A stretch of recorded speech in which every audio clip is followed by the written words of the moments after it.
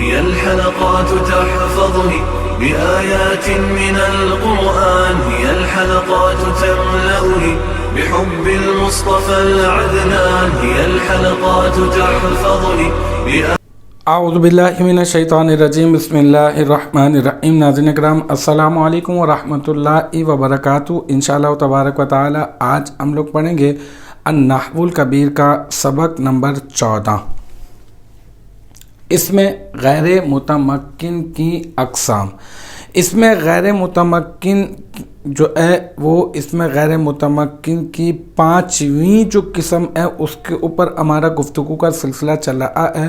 ہم لوگ اسماء ظروف کے متعلق پڑھ رہے ہیں۔ اسماء ظروف کتنے ہوتے ہیں، کون کون سے ہوتے ہیں، میں نے آپ کو یہ بتایا تھا۔ پھر ہم نے ابتداءً اسماء ظروف کی جو ہے وہ ہم نے 3 قسمیں بنائی تھیں۔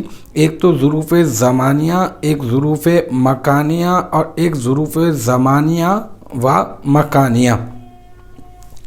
تو ظروف زمانیہ کے بارے میں جو ہے وہ ہم لوگ پڑھ چکے ہیں۔ ظروف زمانیہ وہ اسماء ہوتے ہیں جو کسی فعل کے واقع ہونے کے وقت پر یا پھر زمانے کے اوپر دلالت کرتے ہیں، اور وہ سلسلہ الحمدللہ ہمارا ختم ہو چکا۔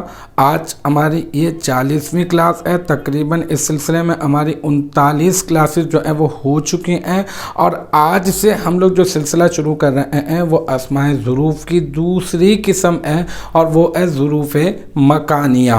ظروف زمانیہ کے بارے میں ہم لوگ پڑھ چکے ہیں، اور اس میں سے ایک ایک کا استعمال بھی باقاعدہ طور پر ہم پڑھ چکے ہیں۔ آج سے جو شروع کریں ظروف مکانیہ، تو ظروف مکانیہ ہوتے کیا ہیں، یہ مکان سے ہی جو ہے یہ لفظ آپ کو سمجھ میں آ جائے گا بالکل۔ اگر آپ کو ظروف زمانیہ کی تعریف اگر اچھی طرح سے یاد ہے تو ظروف مکانیہ بہت آسانی سے یاد ہو جائے گا۔ تھوڑا سا فرق ہے کہ کسی فعل کے واقع ہونے کے زمانے یا وقت پر جو دلالت کرتے ہیں وہ زمانیہ ہوتے ہیں، اور جو جگہ پر دلالت کرتے ہیں کسی فعل کے واقع ہونے کی جگہ پر دلالت کرتے ہیں تو وہ ہو جاتے ہیں ظروف مکانیہ۔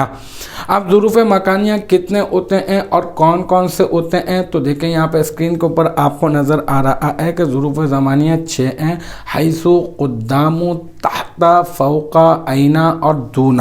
ٹھیک ہے، یہ 6 ہیں، اور یہ حیث ہے، قدام ہے، تحت، فوق، این اور دون ہے۔ اب انشاءاللہ تعالی ہم لوگ اس میں ایک ایک کے باقاعدہ طور پہ استعمال کے اوپر پڑھیں گے۔ حیث کا علیحدہ استعمال پڑھیں گے، قدام کا علیحدہ استعمال پڑھیں گے، تحت کا علیحدہ، فوق کا، پھر اسی طرح سے این اور دون کا بھی انشاءاللہ تعالی ہم لوگ استعمال پڑھیں گے۔ ابھی آج کی کلاس میں ہم نے ظروف مکانیہ کی تعریف کو سمجھا ہے، کتنے ہوتے ہیں، کون کون سے ہوتے ہیں، یہ ہم نے سیکھا ہے۔ باقی ایک ایک کا جو استعمال ہے وہ انشاءاللہ تعالی ہم لوگ اگلی کلاسز سے جو ہے اس کا آغاز کریں گے۔ تو امید ہے مجھے یہاں تک کی جو بات ہے وہ آپ کی سمجھ میں آ گئی ہوگی۔ انشاءاللہ تبارک و تعالی نیکسٹ ٹائم اگلی ویڈیو اگلی کلاس کے ساتھ ملاقات ہوگی۔ جب تک آپ اپنا بہت خیال رکھیے گا۔ وآخر دعوانا ان الحمدللہ رب العالمین۔